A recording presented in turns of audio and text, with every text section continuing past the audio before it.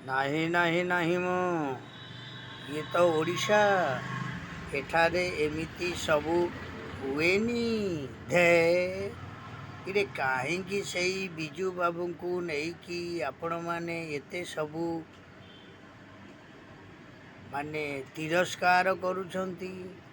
ଆରେ ମୋହନ ସରକାର ତ ତାଙ୍କ କର୍ତ୍ତବ୍ୟ ସିଏ ପାଳନ କରୁଛନ୍ତି।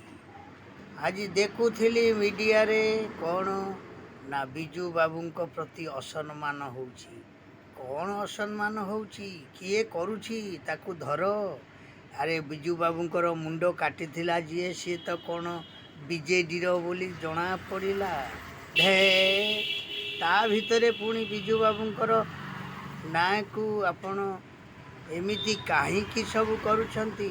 କିରେ ଇଲେକ୍ସନ୍ ସମୟରେ କ'ଣ ବିଜୁ ବାବୁଙ୍କର ଫଟୋଟା ବ୍ୟାନରରୁ ପଳେଇ ଯାଇଥିଲା?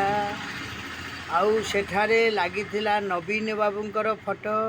ପୁଣି ଦେଖିଲା ବେଳକୁ ଆମ ନବୀନ ଓଡ଼ିଶା ହଉ ହଉ ନବୀନ ଓଡ଼ିଶାରୁ ମଧ୍ୟ ନବୀନ ବାବୁଙ୍କର ଫଟୋ ପଳେଇଥିଲା। ପୁଣି ଲାଗିଲା କାହାର ନା ପାଣ୍ଡିଆନଙ୍କର ଫଟୋ। ଏ କ'ଣ ସବୁ ଚାଲିଛି? ଏ ଦଳରୁ ସେ ଦଳକୁ ଡେଉଁଛ, ପୁଣି ଏତେ କାହିଁକି ମୁହଁ ଫୁଟାଣି ସମସ୍ତେ କରୁଛ ମ? ବିଜୁ ପଟ୍ଟନାୟକଙ୍କୁ ନେଇକି ଆପଣମାନେ ଏଇସବୁ ରାଜନୀତି କରନ୍ତୁ ନାହିଁ।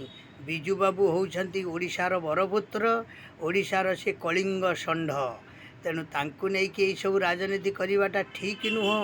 କାରଣ କାହିଁକି ନା ଆଜି ମୁଁ ଦେଖୁଥିଲି ମିଡ଼ିଆରେ 3 ଜଣ ନେତା ବସିକି ବହୁ କଥାରେ ସବୁ କଥା କଟାକଟି ହେଉଥାନ୍ତି। ବିଜୁ ପଟ୍ଟନାୟକଙ୍କୁ ଅସମ୍ମାନ କରାଯାଉଛି।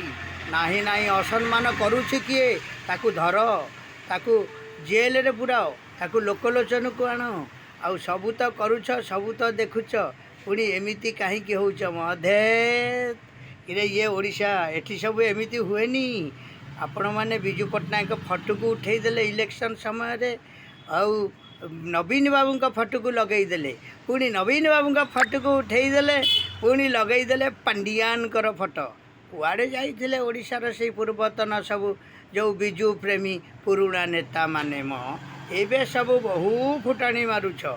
ଧେ ଏସବୁ ଓଡ଼ିଶାରେ ଏମିତି ହୁଏନି। ନାହିଁ ନାହିଁ ନାହିଁ ମ, ଏ ଓଡ଼ିଶା। ଧେ ସୁଧୁରି ଯାଅ।